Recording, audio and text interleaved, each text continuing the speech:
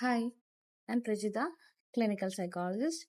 ഇന്ന് നമ്മൾ സംസാരിക്കുന്നത് പല സ്ത്രീകളും മനസ്സിൽ മാത്രം സൂക്ഷിക്കുന്ന എന്നാൽ വളരെ കൂടുതലായി കാണപ്പെടുന്ന ഒരു വിഷയത്തെക്കുറിച്ചിട്ടാണ്. അതായത് വജൈനിസ്മസ്. പലപ്പോഴും ഇത് തുറന്ന് പറയാൻ സ്ത്രീകൾ മടിക്കാറുണ്ട്. കാരണം ഒരു എംബാരസ്മെന്റും ഒരു ഫിയറോ അല്ലെങ്കിൽ ഷെയിമോ, എനിക്ക് മാത്രം എന്തുകൊണ്ട് ഇങ്ങനെ എന്ന ചിന്തകള്. എന്നാൽ ആദ്യം മനസ്സിലാക്കേണ്ടത് വജൈനിസ്മസ് ഒരു യാഥാർത്ഥ്യവും ചികിത്സിക്കാൻ പറ്റുന്നതുമായിട്ടുള്ള മെഡിക്കൽ ആൻഡ് സൈക്കോളജിക്കൽ കണ്ടീഷൻ ആണ്. What is vaginismus?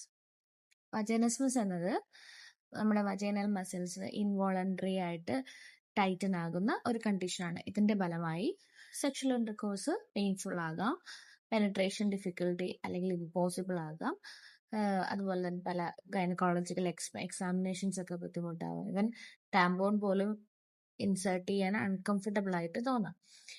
ഇത് സ്ത്രീകൾ ബോഡി നോട്ട് കോപ്പറേറ്റിംഗ് എന്ന രീതിയിൽ ഡിസ്ക്രൈബ് ചെയ്യാറുണ്ട്. പലർക്കും പെയിൻ തുടങ്ങുന്നതിന് മുന്നേ തന്നെ ബോഡി ഓട്ടോമാറ്റിക് ആയിട്ട് ടൈറ്റൻ ആവാൻ തുടങ്ങും. അതുകൊണ്ട് തന്നെ ഇത് ഫിസിക്കൽ കണ്ടീഷൻ മാത്രമല്ല, ഒരു മൈൻഡ് ബോഡി കണക്ഷനുമായി ബന്ധപ്പെട്ട ഒരു ഇഷ്യൂ കൂടിയാണ്. Why does it happen? വജൈനിസ്മിന് ഒറ്റ കാരണം മാത്രമല്ല, പല ഫിസിക്കൽ ആയിട്ടുള്ളയും സൈക്കോളജിക്കൽ ആയിട്ടുള്ളയും ഫാക്ടേഴ്സ് ചേർന്നായിരിക്കും ഇത് പലപ്പോഴും ഡെവലപ്പ് ചെയ്യുന്നത്. പ്രധാനമായും സൈക്കോളജിക്കൽ ഫാക്ടേഴ്സ് എന്ന് പറയുക, ചില കോമൺ ഇമോഷണൽ ഫാക്ടേഴ്സ് ഉണ്ട്. അതായത് ഇന്റിമസിയോടുള്ള അവരുടെ ഒരു ഫിയർ, ഈ പെയിൻ ഉണ്ടാവുക എന്നുള്ളൊരു ആൻറ്റിസിപ്പേഷൻ, പിന്നെ ആങ്സൈറ്റി ഡിസോർഡേഴ്സ്, ഓൾറെഡി ഉണ്ടായിരിക്കുന്ന കുറേ ആങ്സൈറ്റി ഡിസോർഡേഴ്സ് എന്തെങ്കിലുമൊക്കെ ഉണ്ടാവാം, മേ ബി സ്ട്രിക്റ്റ് ആയിട്ടുള്ള സെക്ഷൽ കണ്ടീഷനിങ് ഉണ്ടായിട്ടുണ്ടാവാം, ഗിൽട്ട് റിലേറ്റഡ് സെക്ഷുവാലിറ്റിയോടുള്ള ഒരു ഗിൽട്ട്, പിന്നെ റിലേഷൻഷിപ്പ് സ്ട്രെസ്, മേ ബി പാസ്റ്റിലെ നെഗറ്റീവ് സെക്ഷൽ ആയിട്ടുള്ള എക്സ്പീരിയൻസസ് ആയിരിക്കും, പാസ്റ്റ് ട്രോമാറ്റിക് എക്സ്പീരിയൻസ്. പിന്നെ ആഫ്റ്റർ മാരേജ് ഉണ്ടാവുന്ന ഒരു പെർഫോമൻസ് പ്രഷർ ആയിരിക്കും. പല സ്ത്രീകളും കോൺഷ്യസ് ആയി ഫിയർ ഇല്ലെങ്കിലും ബോഡിയെ സബ് കോൺഷ്യസ്ലി റിയാക്ട് ചെയ്യാറുണ്ട്. പ്രധാനമായും 2 തരത്തിലുള്ള വജൈനിസ്മസ് ആണുള്ളത്. പ്രൈമറി വജൈനിസ്മസും സെക്കൻഡറി വജൈനിസ്മസ് എന്ന് പറയുന്നത്. പ്രൈമറി വജൈനിസ്മസ് എന്ന് പറയുന്നത് ആദ്യമായിട്ട് തന്നെ പെനട്രേഷൻ പെയിൻഫുൾ അല്ലെങ്കിൽ ഇമ്പോസിബിൾ ആയി അനുഭവപ്പെടുന്ന അവസ്ഥ. അതായത് വിവാഹത്തിന് ശേഷമുള്ള ആദ്യ ഇന്റർകോഴ്സിൽ അറ്റംപ്റ്റ് മുതൽ ഒരു പെയിൻ അനുഭവപ്പെടുക, അല്ലെങ്കിൽ ടാമ്പോൺ പോലും ഉപയോഗിക്കാൻ കഴിയാതിരിക്കുക. അതായത് ഇനിഷ്യലി തന്നെ ആ പെനട്രേഷൻ ഇമ്പോസിബിൾ ആവുന്ന അവസ്ഥയാണ് പ്രൈമറി വജൈനിസ്മസ് എന്ന് പറയുന്നത്. സെക്കൻഡറി വജൈനിസ്മസ് എന്ന് പറയുന്നത് മുമ്പ് പെനട്രേഷൻ കംഫർട്ടബിൾ ആയിരുന്നെങ്കിലും പിന്നീട് പെയിൻ ഡെവലപ്പ് ചെയ്യുന്ന അവസ്ഥ. അത് ചിലപ്പോൾ ചൈൽഡ് ബർത്ത് എക്സ്പീരിയൻസ് ആയിരിക്കാം, എന്തെങ്കിലും ഇൻഫെക്ഷൻസ് ആയിരിക്കാം, പെയിൻഫുൾ ആയിട്ടുള്ള മെഡിക്കൽ പ്രൊസീജിയേഴ്സ് എന്തെങ്കിലും ചെയ്തിട്ടുണ്ടാവാം, റിലേഷൻഷിപ്പ് ഡിഫിക്കൽട്ടീസ് ആയിരിക്കാം, പിന്നെ അതുപോലെ തന്നെ നമ്മുടെ പാസ്റ്റ് ട്രമാറ്റിക് എക്സ്പീരിയൻസ് ഇതിനൊക്കെ ശേഷവും ഇത് ഡെവലപ്പ് ചെയ്യാനായിട്ട്.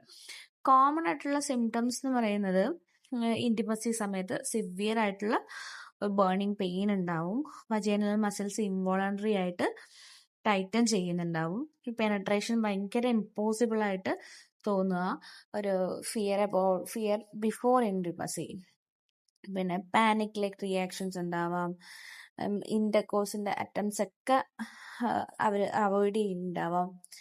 അതുപോലെ തന്നെ ഈ ഗൈനക്കോളജിക്കൽ ചെക്കപ്സ് ഒക്കെ ഒഴിവാക്കാൻ നോക്കും. പിന്നെ ഇതിനെ അസോസിയേറ്റ് ചെയ്യുന്ന കുറെ ഗിൽറ്റും ഫ്രസ്ട്രേഷൻസും ഒക്കെ, പിന്നെ അതുപോലെ തന്നെ പാർട്ട്ണറെ ഡിസപ്പോയിന്റ് ആകുമോ എന്നുള്ളൊരു ആങ്സൈറ്റി, പലപ്പോഴും ബോഡി ഡേഞ്ചർ റെസ്പോൺസ് പോലെ റിയാക്ട് ചെയ്യുന്നതിനാൽ സ്ത്രീകൾക്ക് കൺട്രോൾ ഇല്ലാത്ത ഒരു അനുഭവമായിട്ട് ഇതിനെ തോന്നുന്നുണ്ടാവാം. ഇമോഷണൽ ഇമ്പാക്ട്സ് എന്ന് പറയുന്നത് ഫിസിക്കൽ പെയിനേക്കാൾ ഇമോഷണൽ പെയിൻ ആയിരിക്കും കൂടുതൽ ഡിഫിക്കൽട്ട് ആയിരിക്കുക. ഈ ഷെയിമും സെൽഫ് ഡൗട്ടും ലോ കോൺഫിഡൻസും സാഡ്നെസ്സും, ഒരു ഇമോഷണൽ ഐസൊലേഷൻ ഉണ്ടാവാം, ഹോപ്പ്ലെസ്നെസ് ഒക്കെ ഇത് ക്രിയേറ്റ് ചെയ്യുക. ഇത് ക്രമേണ ഇന്റിമസി അവോയ്ഡ് ചെയ്യാനായിട്ട് തുടങ്ങുകയും കപ്പിൾസിന്റെ റിലേഷൻഷിപ്പിലെ ഒരു ഇമോഷണൽ ഡിസ്റ്റൻസിങ് വരികയും ചെയ്യാവാം. അപ്പൊ ഇതുകൊണ്ട് തന്നെ പാർട്ട്ണറിന് കൺഫ്യൂഷനും ഹെൽപ്ലെസ്നെസ്സും ഫ്രസ്ട്രേഷനും ഒക്കെ ഉണ്ടാവാം. അതുകൊണ്ട് തന്നെ ഇത് ഇൻഡിവിജ്വൽ ഇഷ്യൂ മാത്രമല്ല, ഒരു കപ്പിൾ ഇമോഷണൽ ഇഷ്യൂ കൂടി ആണ്. ഈ വജൈനിസ്മസ് എന്ന് പറയുമ്പോഴത്തേക്ക് ട്രീറ്റ് ചെയ്യാൻ പറ്റുന്ന കണ്ടീഷൻ തന്നെയാണ്. വളരെ എഫക്റ്റീവായിട്ട് ട്രീറ്റ് ചെയ്യാൻ കഴിയുന്ന ഒരു കണ്ടീഷനാണ്. ശരിയായ സപ്പോർട്ട് ലഭിച്ചു കഴിഞ്ഞാൽ ആ ഫിയറൊക്കെ റെഡ്യൂസ് ചെയ്യാം, ബോഡീനെ റിലാക്സേഷൻ ഇമ്പ്രൂവ് ചെയ്യാം, ആ കോൺഫിഡൻസ് റീഗെയിൻ ചെയ്യാം, റീബിൽഡ് ചെയ്യാൻ പറ്റും. അതുപോലെ തന്നെ ഇൻറ്റിമസി ഗ്രാജുവലി കംഫർട്ടബിൾ ആക്കാൻ പറ്റും. റിക്കവറി എന്ന് പറയുന്നത് ഓരോരുത്തർക്കും ഡിഫറെൻറ്റ് പേസിലായിരിക്കും. പക്ഷെ പേഷ്യൻസും പ്രൊഫഷണൽ ഗൈഡൻസും ഇമോഷണൽ സപ്പോർട്ടും എന്നിവയൊക്കെ വളരെ സഹായകരമാണ്. അപ്പോൾ പ്രധാനമായിട്ട് കൗൺസിലിങ്ങിൽ അല്ലെങ്കിൽ തെറപ്പി വഴി ആ ഒരു ഫിയറിനെയും ഷെയിമിനെയും ഫ്രസ്ട്രേഷനെയും അതുപോലെ തന്നെ നമ്മുടെ പാസ്റ്റിലെ എക്സ്പീരിയൻസസ് ഒക്കെ ആയിരിക്കും അതിനെയൊക്കെ കൂടുതൽ അൺട്രയൽ ചെയ്തിട്ട് ചെയ്യാൻ പറ്റും. അതുപോലെ തന്നെ ആങ്സൈറ്റി മാനേജ്മെന്റ് കൊടുക്കുക, ബോഡി മൈൻഡ് റിലാക്സേഷൻ ടെക്നിക്സ് പഠിപ്പിക്കുക, ഇതിനെ കുറിച്ചിട്ട് കൂടുതൽ സൈക്കോ എഡ്യൂക്കേറ്റ് ചെയ്യാൻ പറ്റും. അങ്ങനെ അതിലൂടെ നമുക്ക് ആ ഒരു ഫിയറിനെ ഒക്കെ റെഡ്യൂസ് ചെയ്ത് കൊണ്ടുവരാനായിട്ട് പറ്റും. ഗ്രാജുവലി ഇൻറ്റിമസിയോടുള്ള കോൺഫിഡൻസിനെ റീബിൽഡ് ചെയ്ത് ചെയ്യാനായിട്ട് സാധിക്കുന്നുണ്ടാവും ത്രൂ കൗൺസിലിംഗ്. എബൌട്ട് കൂട്ട് മലയാളീസിനായിട്ട് ഡെഡിക്കേറ്റ് ചെയ്ത ഒരു ഓൺലൈൻ കൗൺസിലിംഗ് പ്ലാറ്റ്ഫോമാണ് കൂട്ട് എന്ന് പറയുന്നത്. സേഫ് ആയിട്ടുള്ള, കോൺഫിഡൻഷ്യൽ ആയിട്ടുള്ള, നോൺ ജഡ്ജ്മെന്റൽ ആയിട്ടുള്ള ഒരു സ്പേസിൽ പ്രൊഫഷണൽ മെന്റൽ ഹെൽത്ത് സപ്പോർട്ട് ലഭ്യമാക്കുകയാണ് കൂട്ടിന്റെ ലക്ഷ്യം. കൂട്ടില് മലയാളി തെറപ്പിസ്റ്റിന് ലഭ്യമാണ്. ഒരു ഓൺലൈൻ കൗൺസിലിംഗ് പ്ലാറ്റ്ഫോമാണ്. നിങ്ങൾക്ക് കൺവീനിയൻസ് അനുസരിച്ചിട്ട് സമയം തിരഞ്ഞെടുക്കാം. 749 രൂപ മുതൽ പാക്കേജസ് ലഭ്യമാണ്. കൂട്ട്.in സന്ദർശിച്ച് നിങ്ങൾക്ക് അനുയോജ്യമായ സൈക്കോളജിസ്റ്റിനെ തിരഞ്ഞെടുക്കുകയും ആദ്യ സെഷൻ ബുക്ക് ചെയ്യുകയും ചെയ്യാം.